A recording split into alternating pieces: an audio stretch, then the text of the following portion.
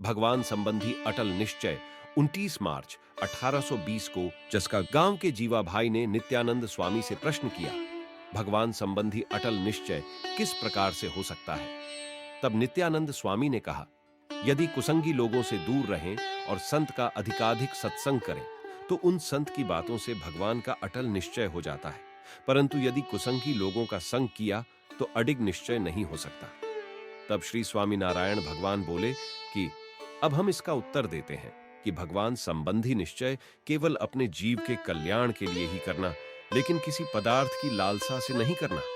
जैसे कि यदि मैं सत्संग करूं तो मेरा रोग दूर हो जाए, अथवा निसंतान हूं तो पुत्र मिले, या पुत्र की मृत्यु हो जाती है तो वह जीवित रहे, अथवा निर्धन हूं तो धनवान हो जाऊं, या भू संपत्ति चली गई है वह सत्संग करने से वापस आ जाए। इस प्रकार पदार्थों की लालसा रखकर सत्संग नहीं करना। जो मनुष्य ऐसी इच्छा के साथ सत्संग करता है, उसकी पदार्थों की लालसा यदि पूरी हो गई तो वह पक्का सत्संगी बन जाता है, और यदि इच्छा पूर्ण न हुई तो भगवान संबंधी निश्चय कम हो जाता है। इसीलिए सत्संग अपने जीव के कल्याण के लिए ही करना, किंतु किसी प्रकार के भौतिक पदार्थों की इच्छा रखना ही नहीं। क्योंकि अगर घर में 10 मनुष्य हों तथा सभी का मृत्यु काल उपस्थित हो गया, परंतु यदि उनमें से एक भी आदमी बच गया तो क्या कम है?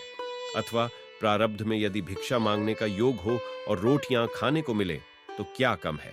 सब कुछ जाने वाला था, उसमें से यदि इतना बच गया है तो वह पर्याप्त है, ऐसा मानना।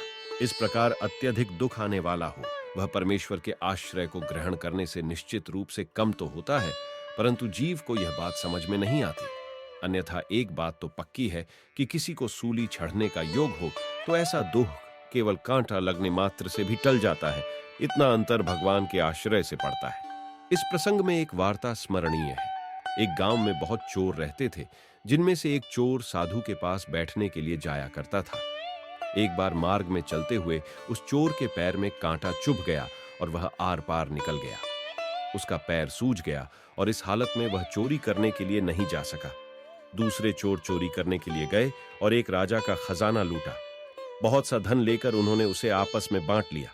उधर जो चोर साधु के पास आता था और पैर में कांटा लग गया था, उसके माता पिता, पत्नी और अन्य संबंधी जन उसे डांटने फटकारने लगे कि तू चोरी करने नहीं गया और साधु के पास बैठा रहा तो हमारा भारी नुकसान हो गया। देखो, वे चोर राजा के यहां चोरी करके कितने धक धनवान बन गए। जब वे ऐसी बातचीत कर ही रहे थे कि राजा के सैनिक वहां पहुंच गए और उन्होंने सब चोरों को पकड़कर सूली पर चढ़ा दिया। वे इन चोरों के साथ सत्संग में आने वाले उक्त चोर को भी सूली पर चढ़ाने के लिए ले गए।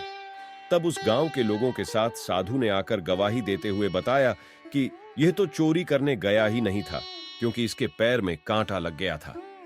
इस तरह उस चोर की रक्षा हो गई। इस प्रकार जो सत्संग करते हैं, उनका सूली जैसा दुख भी कांटे से मिट जाया करता है। क्योंकि हमने रामानंद स्वामी से प्रार्थना की है कि वो आपके सत्संगियों को यदि एक बिच्छू का कष्ट होने वाला हो तो मेरे एक एक रोम में करोड़ों बिच्छुओं के डंक लगने की पीड़ा हो जाए, किंतु उन्हें सत्संगियों को ऐसा कष्ट नहीं होना चाहिए। तथा आपके सत्संगियों के प्रारब्ध में यदि भिक्षा पात्र का योग हो तो वह मुझे मिल जाए, परंतु आपके सत्संगी अन्न वस्त्र के अभाव से दुखी न हो।